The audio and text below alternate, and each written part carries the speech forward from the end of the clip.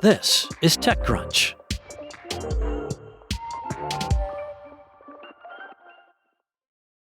Few automotive companies are as dependent on breakout hits as Ford. It's almost as though it's baked into the company's DNA.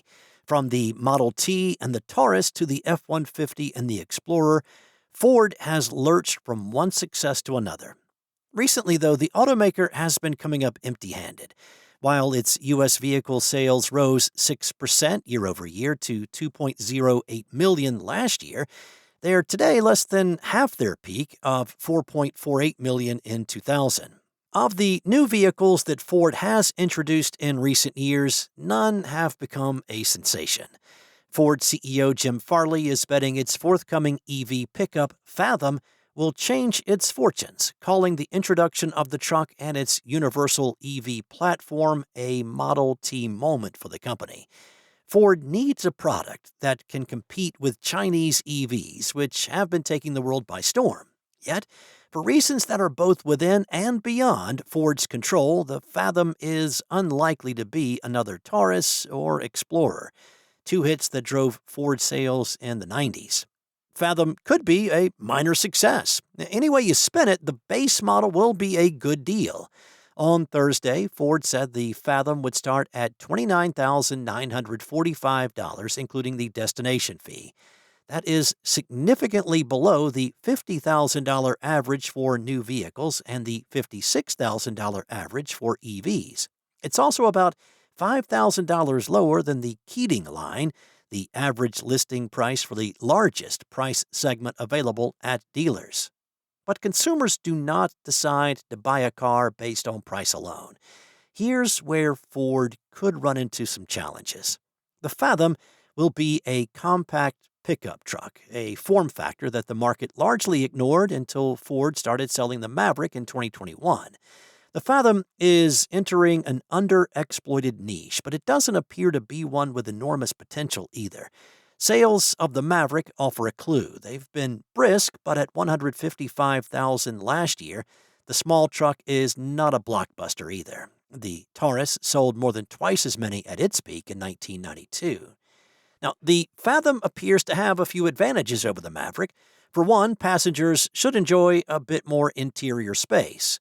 The EV will also have a frunk, which could sway some buyers of traditional cars who have overlooked pickup trucks for lack of closed storage. But the Fathom is still a pickup, and not everyone loves that look. The majority of the market today is dominated by SUVs, with just over 70% of prospective buyers looking for an SUV, compared with 33% for pickups. That's according to Cox Automotive. Even among pickup fans, the Fathom may struggle to draw buyers. For many, trucks are a vibe. They want them to look ready to tackle the Rubicon Trail, even if they never make it beyond the city limits. Every automaker is aware of this. GM made a point to mention how it is delivering the lifted trucks that its customers are demanding. The Fathom, from the little we've seen so far, does not scream rugged. And then there's the EV thing. Most people who buy an EV would never buy an internal combustion vehicle again, but a lot of people don't love change. They're content with gas-powered cars and trucks, and many dealers are happy to keep them in one. The Fathom's success will not be dictated entirely by the whims of the market, though. Ford can spend on marketing and dealer training to overcome the EV hurdle, and may even convince people that a truck with a frunk is an ideal replacement for a sedan. But it's almost a guarantee that Ford will introduce a ruggedized version of the Fathom. Now, will that be enough to make the Fathom a breakout hit? Probably not, but maybe Ford doesn't need it to be. Maybe the Fathom is a test of its new production process, a toe in the water at a part of the beach that has not been overrun. Compact trucks are not setting sales records, but the market for them is still growing. Ford can use that demand to soak up every Fathom it makes while it refines its new platform and process. Then, once it's confident it has the kinks sorted out, it can expand it to other segments, including SUVs. The Fathom may not be Ford's swing for the fences, Maybe the company's merely hoping to get on base and lay the groundwork for the next model rolling off the universal EV platform, the one it really needs to be a home run. Security researchers say they have evidence that a Chinese linked spyware has expanded from mainland China to now target victims in over a dozen countries, including across Europe and the U.S. The previously identified spyware also has new functionality capable of stealing troves of data and remotely bricking devices.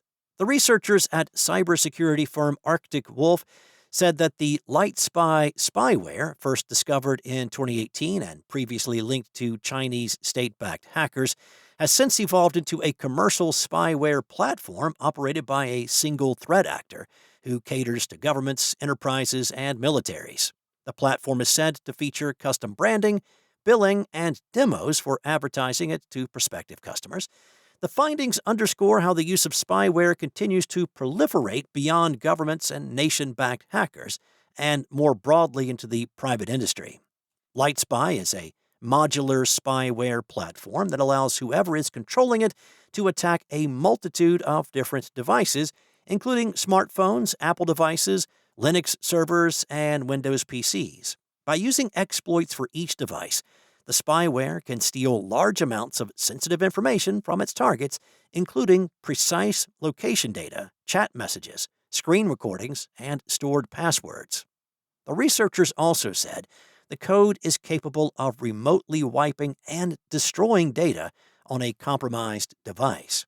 The researchers said that LightSpy has now been identified infecting routers, which researchers say they had not seen before. By attacking routers, the hackers can gain visibility and access to any other device on the same network. Some of the compromised routers are associated with NATO member countries, said Arctic Wolf. According to the company, LightSpy operates a network of at least 117 servers in several countries around the world. The researchers said they were able to link the latest activity to a Chinese contractor after one of the spyware's operators used the LightSpy Administrators panel to place an order with Kentucky Fried Chicken, using his real name and office address.